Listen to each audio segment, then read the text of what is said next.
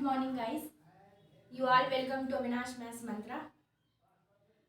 हम लोग अपने चैनल पे बात कर रहे थे कंप्यूटर वीडियोस की। कंप्यूटर वीडियो सीरीज़ में मैं आपको आर्टिफिशियल इंटेलिजेंस पढ़ा रही थी। आर्टिफिशियल इंटेलिजेंस के बाकी टॉपिक्स मेरे पिछले वीडियो में मैंने कवर किए हुए हैं। आप एक बार देखना चाहें तो देख सकते हैं।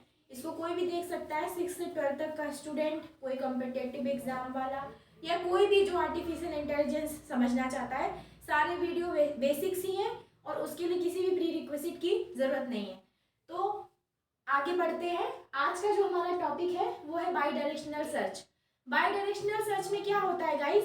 बाई डायरेक्शनल सर्च में होता है कि जब भी हमारा जो सर्चिंग एल्गोरिदम है, जैसे हमने पिछले वीडियो में पढ़ा, BFS पढ़ा, DFS पढ़ा, यूनिफॉर्म सर्च हुआ, तो उसमें हमें क्या था, हमारे गोल नोड को सर्च करने के लिए टेक्निक बताई थी हमने। ठीक है, कि हम कौन सी टेक्निक यूज करके स्टार्टिंग नोड से गोल नोड तक पहुंचेंगे। ठीक है, अब बाई डायरेक्शनल सर्च क्या होता है? इसमें यूज हमारा कोई ना कोई सर्चिंग एल्गोरिदम ही होगा। बाई का मतलब समझिए, बाई का मतलब होता है दो। हम लोगों ने केमिस्ट्री पढ़ी है, हमेशा पढ़ा ना बाई ट्राई। तो बाई का मतलब होता है दो दिशा में सर्च होना। तो ये सर्चिंग एल्गोरिदम क्या होता है, दो तरफ से सर्च करता है। एक शुरू होता है स्टार्ट नोड से गोल नोड की तरफ, एक होता है गोल नोड से स्टार्ट नोड की तरफ। मतलब एक फॉरवर्ड चलता है, एक बैकवर्ड चलता है। भाई जब हम स्टार्टिंग से गोल नोड की तरफ जाएंगे तो सीधा सीधा गए, फॉरवर्ड सर्चिंग हो गई। बैकवर्ड क्या होगा, हम गोल नोड से स्टार्टिंग नोड की तरफ चलेंगे। तो इसका बेनिफिट क्या है? इसमें ये सर्चिंग एल्गोरिदम हमने क्यों यूज किया? क्योंकि हमें टाइम सेव करना है। अब जैसे मान लीजिए, सपोज आपको एक सुरंग खोदनी है। ठीक है, सुरंग खोदनी है, मान लीजिए इतनी लंबी सुरंग खोदनी है। तो अगर हम इसको एक ही तरफ से काम करना शुरू करेंगे तो हमको यहाँ से यहाँ तक जाने के लिए कितना टाइम लगेगा? ठीक है, और अगर हम इधर से भी शुरू करते, इधर से भी शुरू करते, तो यहाँ पे कहीं हम बीच में मिलेंगे? इतना काम ये हुआ, इतना काम, मतलब टाइम आधा हो गया। इसी तरह मान लीजिए जैसे कोई दीवार बनानी है, तो अगर हम दीवार दोनों साइड से बनाना शुरू कर दें, एक साइड से बन रही है इधर से और एक साइड से इधर से, तो हमारा जो दीवार अगर हम एक ही तरफ से बनाना शुरू करते जितना टाइम लगता, उसके आधे टाइम में हमारा काम हो जाएगा दोनों तरफ से करने में।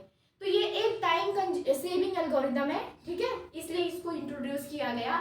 ये दो दिशाओं से सर्च करता है, एक तो स्टार्टिंग नोड से, दूसरा गोल नोड से।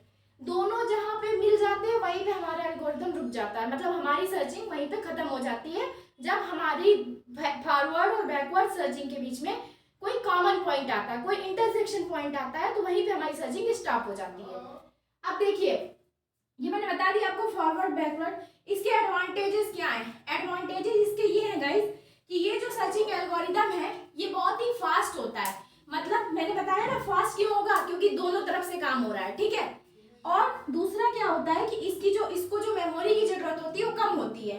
ठीक है, अब डिसएडवांटेजेस क्या है? इसका इम्प्लीमेंटेशन टफ है। इम्प्लीमेंटेशन कैसे टफ है? बार बार आपको देखना पड़ेगा कि आपका इंटरसेक्शन पॉइंट आया कि नहीं आया। और दूसरा, इसमें गोल नोड जो होता है वो आपको नोन होना चाहिए। बिना गोल नोड के नोड में आप बैकवर्ड सर्चिंग कर ही नहीं पाओगे। बैकवर्ड सर्चिंग के लिए आपको गोल नोड का पता होना चाहिए। अब देखिए, यहाँ पे एक मैंने छोटा सा एग्जांपल लिया है। ये देखिए, ये हमारा एक ग्राफ है, ABCDEFG। ठीक है, ए इसका स्टार्ट नोड है, जी इसका गोल नोड है। अब देखिए इसमें कैसे हम करेंगे, फॉरवर्ड सर्चिंग जो हम शुरू करेंगे वो हम ए से शुरू करेंगे। ठीक है, और बैकवर्ड सर्चिंग जो शुरू होगी वो जी से शुरू होगी। अब मैंने यहाँ पे BFS का यूज किया है। ठीक है, BFS मैंने पढ़ाया था, बेस्ट फर्स्ट सर्च, वो एल्गोरिदम यहाँ पे यूज किया है। तो देखिए, ए आएगा, फिर बी, फिर सी, ABC। ठीक है, इसी तरह जी से शुरू होगा तो क्या आएगा, GEF, तो GEF आया। ठीक है, अब देखिए ABC के बाद क्या आएगा, D, और GEF के बाद क्या आएगा, D। अब D हमारा कॉमन पॉइंट आ गया, इंटरसेक्ट पॉइंट आ गया। तो अब हमारी सर्चिंग यहीं पे रुक गई और हमारा फाइनल रिजल्ट कैसे बनेगा ये देखिएगा, ABCD।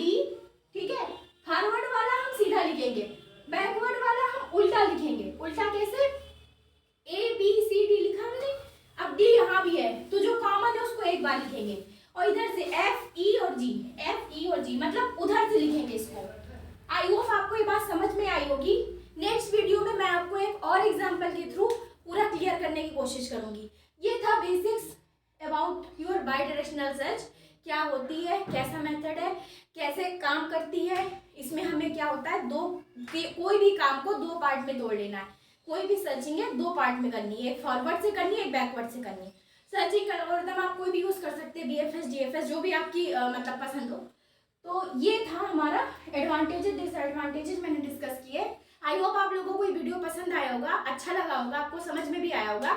जल्दी मिलते हैं नेक्स्ट वीडियो में। इसके एग्जाम्पल के थ्रू मैं आपको इसको डिटेल में समझाने की कोशिश करती हूँ। Thank you so much for watching guys. हमारे चैनल पे जुड़े रहिए। वीडियो पसंद आए तो शेयर करिए, लाइक करिए, चैनल को सब्सक्राइब करिए। Thank you so much for watching.